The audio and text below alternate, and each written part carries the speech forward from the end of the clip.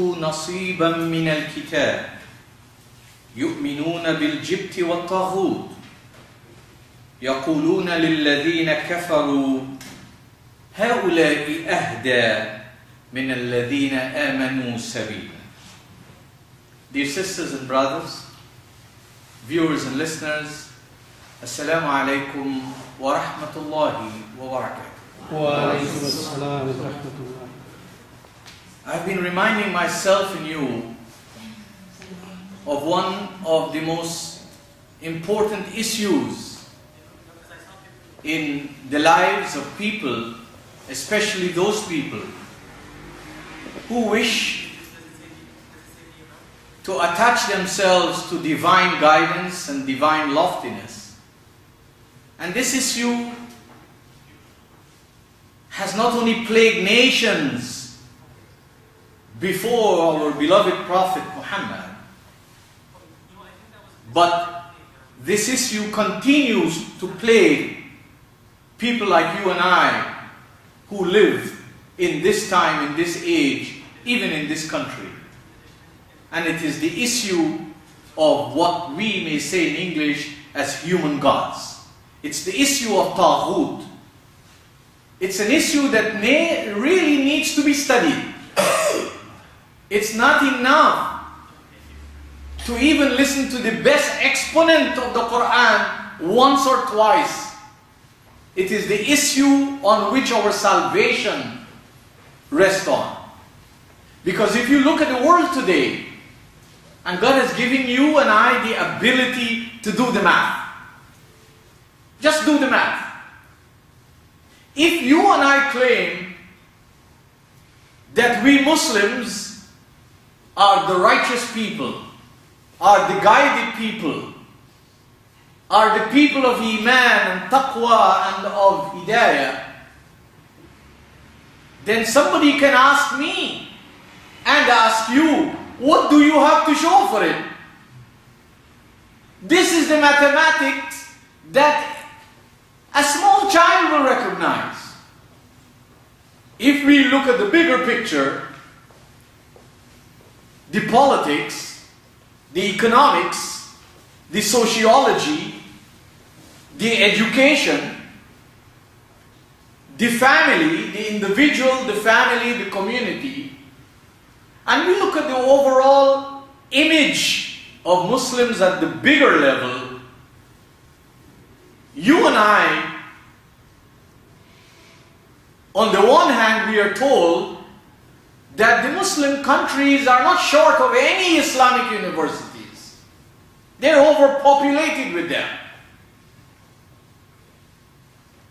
There's no shortage of institutions using the same names of the Qur'an, masajid.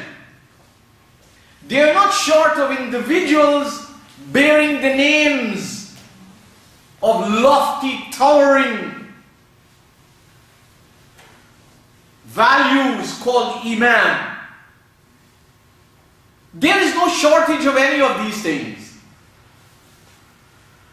But when we study the Qur'an and study what this Qur'an is all about, what it came to achieve, and what people who glued themselves to it figuratively, what they achieved, we can conclude then, as a researcher, Muslims are very unfortunate. They don't have the Qur'an. They don't have any guidance, otherwise they would have produced different results. The biggest issue, don't just take it from me, be prepared to buckle yourself down to study it. Because if you and I don't, it will afflict us. We will take humans as gods besides Allah. If we haven't already done that. Because we don't have the culture that we feel we need to go and read this book and analyze this book and study this book, learn its language, be in the company of those who are studying and those who are teaching, and analyze this book. we have somehow bought the ideas that there are lots of great and good people in our midst. And since there are good and great people in our midst, they must certainly know it well. So we go to sleep on that. All of us are human beings. And I never tell any of my students that when I have done the groundwork, you don't have to do anything. We all will see different layers of loftiness, of grandeur, of excellence based on our personal efforts with this kitab, with this revelation. So as I've said over the few weeks, this is a subject that is taken too lightly.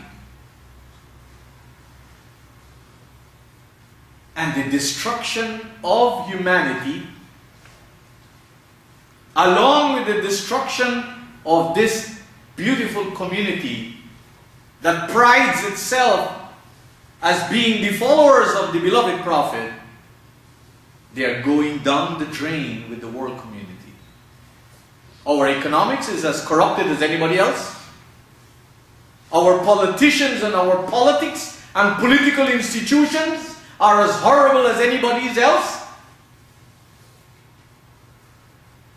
In some ways, we are far worse than they are. If you look at the universities in the Muslim world, the Islamic university, put them all together. I must acknowledge, however, it's only the Ismailis under Al-Khan. Whatever is hovering over them in terms of question mark and their relationship with general and divine guidance, they are the only people who call themselves Muslims who have stood out on the horizon of humanity to compete with any other community. Because why? Their university is not a university of praying to God and of teaching rituals. Their university has a direct relationship with life, with growth, with human enhancement. The fundamentals of Islam that our universities have all lost. What we produce in our universities are men, maybe they have a few of them dealing with women, are men and women for religious appetite. Men and women who can go back in their community and service their communities with the culture and traditions that their communities have been living on and with for a long time. And with whose infusion we do not see an escalation of growth, of enhancement, of escaping from darkness and injustices. And the biggest issue, we have too many people speaking in the name of Allah, but not speaking with the loftiness of Allah, not speaking with the enhancement of Allah, not speaking with the empowerment of Allah, but speaking too cheaply,